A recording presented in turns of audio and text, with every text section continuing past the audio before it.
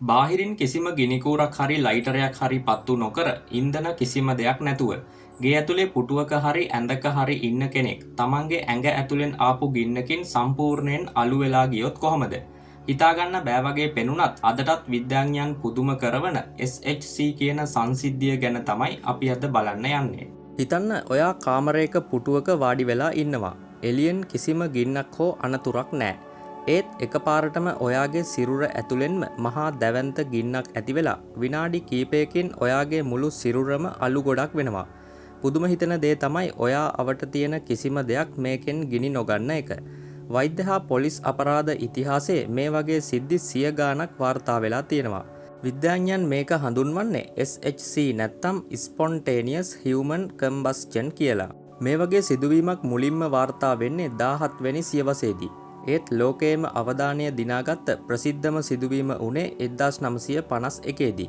ඒ ඇමරිකාවේ ෆ්ලොරිඩාවල ජීවත් වුණ මේරි රීසර් කියන කාන්තාවගේ මරණය. එදා උදේ ඇයගේ නිවස පරීක්ෂා කරපු පොලිස් නිලධාරීන් දැක්කේ අදහ ගන්න බැරි දෙයක්.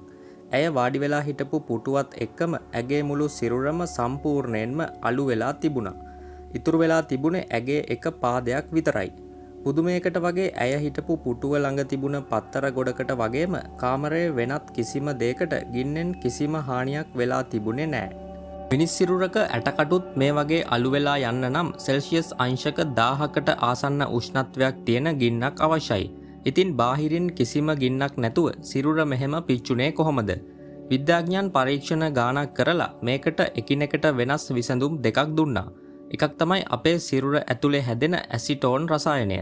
විද්‍යාඥයන් කියන්නේ අධික දියවැඩියාව තියෙන වගේම සෑහෙන ආහාර පාලනයක් කරන අයගේ සිරුර ඇතුලේ ඇසිටෝන් රසායනිකය වැඩිපුර නිපද වෙනවා කියලා.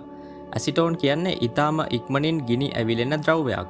සිරුරේ මේ රසායනිකය උපරිම මට්ටමක තියෙන වෙලාවක ශරීරයේ ඇතිවෙන කුඩා ස්වාභාවික ස්ථිතික විද්‍යුත් පුළිඟුවකින් උනත් සිරුර ඇතුලෙන්ම ගිනි ඇවිලෙන්න පුළුවන් කියලා විද්‍යාඥයන් කියනවා. අනිත් එක තමයි කැන්ඩල් ඉෆෙක්ට්. විද්‍යාඥයන් දෙවැනි විසඳුමට කියනවා මිනිස් සිරුර ඉටිපන්දමක් වගේ ක්‍රියා කරන නිසා මේක වෙනවා කියලා. ඒ කියන්නේ ඉටිපන්දමක නූල පත්තු කළාම ඒ වටේ තියෙන ඉටි දිය වෙලා ගින්න දිගටම පවත්වා ගන්න එක. ඉතින් කවුරු හරි පුද්ගලයෙක් සිහිය නැතුව හරි මත්පැන් බීලා හරි වැටිලා ඉද්දි ආසන්නයේ තියෙන පුංචි ගිනි පුළිඟුවකින් ඇඳුමකට ගිනි ඇවිලුනොත් ඒ රස්නයට ඒ පුද්ගලයාගේ හම සිදුරු වෙලා හමට යටින් තියෙන තෙල් හා මේදය දිය වෙන්න පටන් ගන්නවා. ඊට පස්සේ ඉටිපන්දමක් වගේ පැය ගාණක් තිස්සේ මේ ශරීරය ඇතුලෙන් දිය වෙන්න පටන් ගන්නවා. මිනිස් සිරුර ඇතුලේ වෙන්න පුළුවන් මේ අදහ ගන්න බැරි බියකරු සිදුවීම ගැන මොකද හිතන්නේ? පහලින් කමෙන්ට් එකක් දාගෙන යන්න.